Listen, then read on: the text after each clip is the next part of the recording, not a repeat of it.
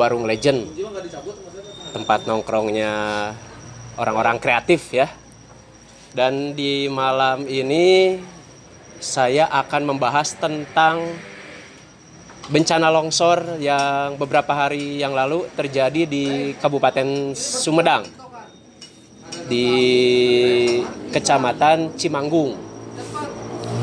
Nah, di Kecamatan Cimanggung itu ternyata ada dulu bintang tamu yang sempat masuk ke Jejak Patuangan episode kasabaranya.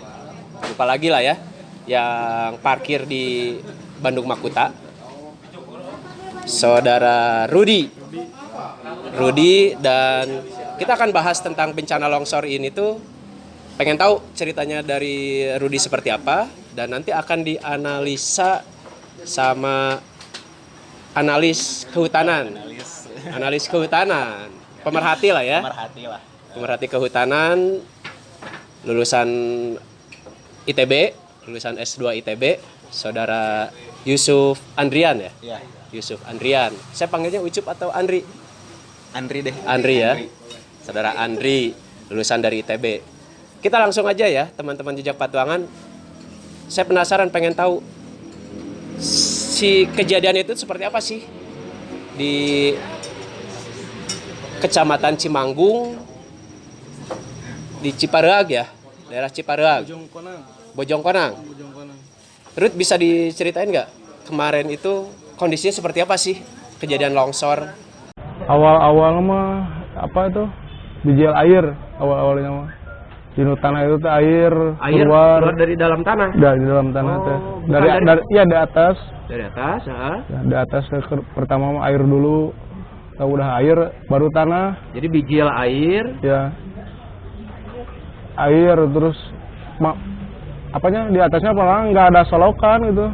Oh, di atas nggak ada. Kayak air ini apa? Air embab gitu. Air embab di dalam tanah. Jadi bisa digambarkan nggak tempat tinggal Rudi dan keluarga ya, sama kampung yang terkena longsor itu kan jaraknya berapa meter?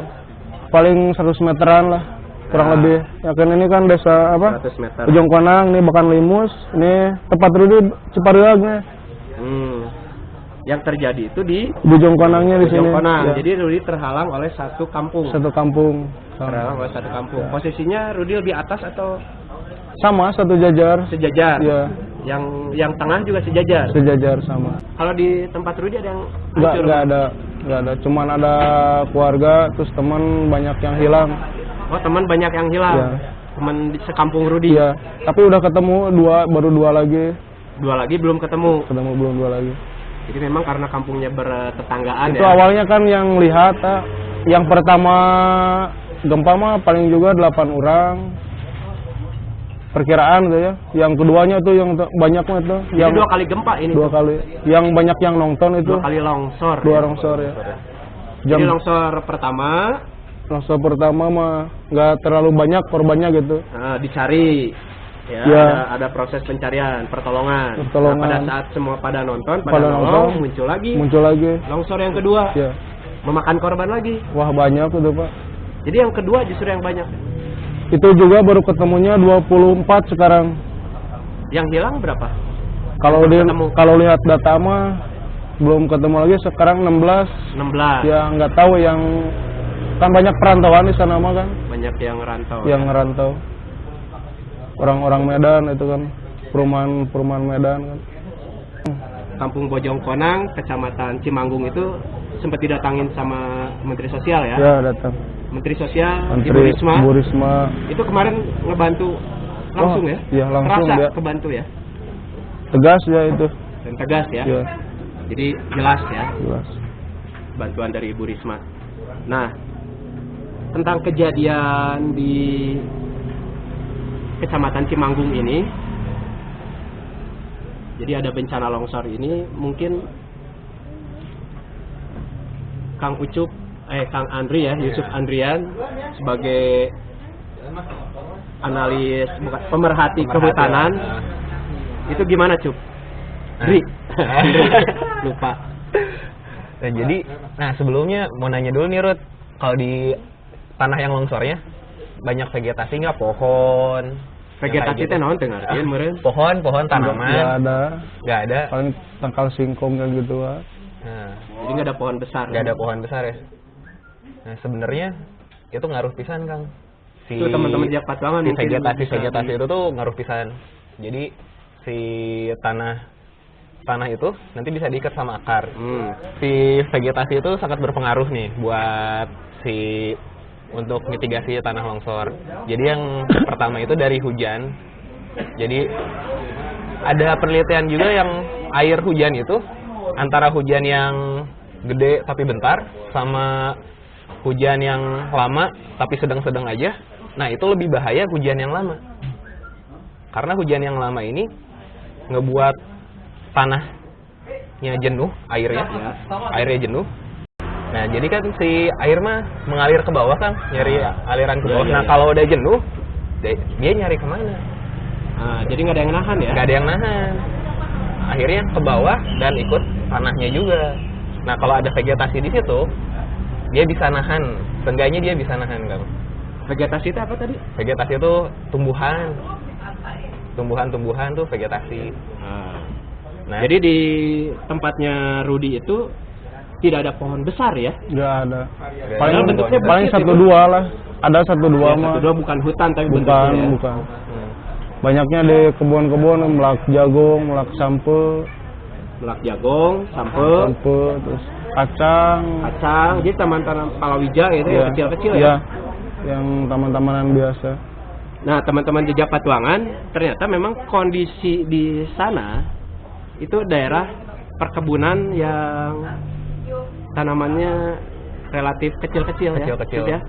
Jadi kalau menurut Yusuf Andri dari ITB ini tidak ada vegetasi.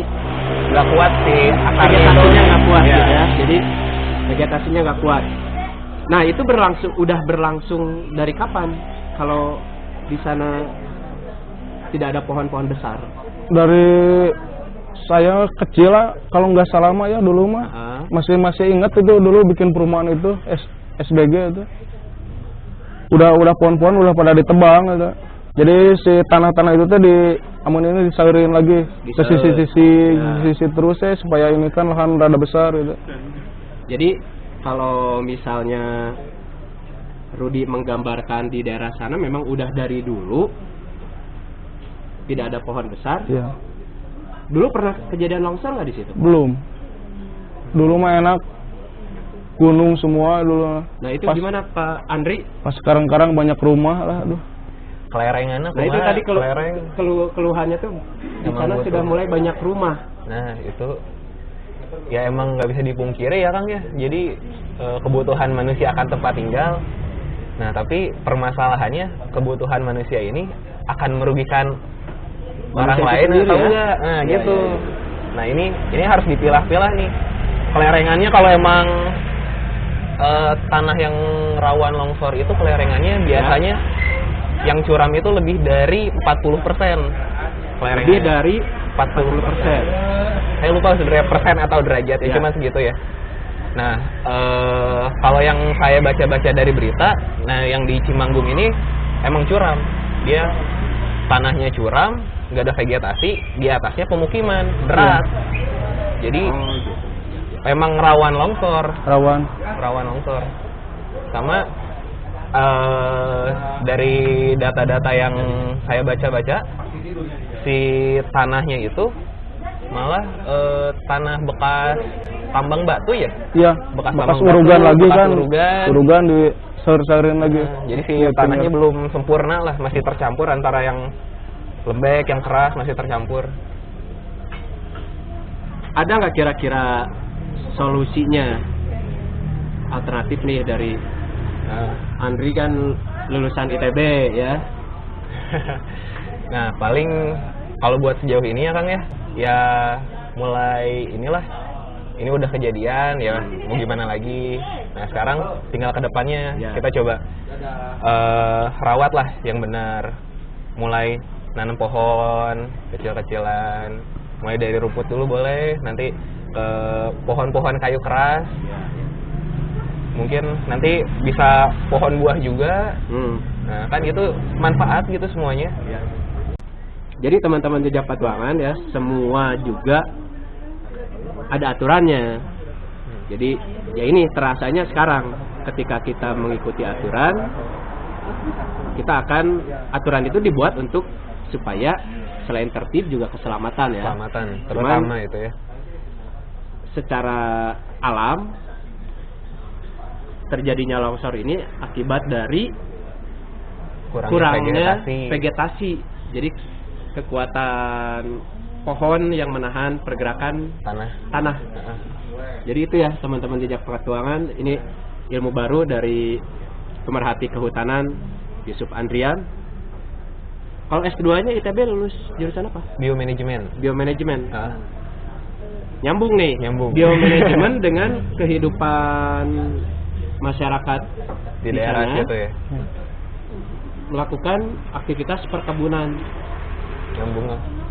Itu jalan tengahnya gimana tuh?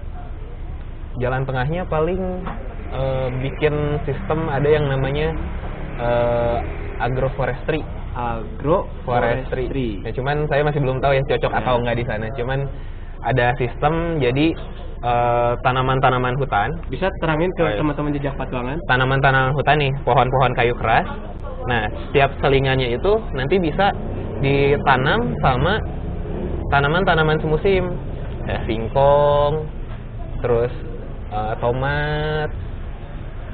Kalau sekarang mah yang lagi ngetren kopi, nah yang kayak gitu. Jadi tetap ada vegetasi dan menghasilkan juga buat warga sekitar. Jadi gitu. Sistem mata pencahariannya sebetulnya tidak terganggu ya. Tidak terganggu kalau kayak gitu. Komoditas yang ditanamnya. Mungkin lebih banyak lah yang bakal bisa ditanam kalau kayak gitu kan. Ya. Kalau singkong mah nggak masuk vegetasi, udah dirabutnya akar lagi. Tapi itu masih bisa masuk. Ya? Singkong asal tong dirabut. Harus tanam lagi. Tanam lagi nggak ada akar lagi. Iya bener.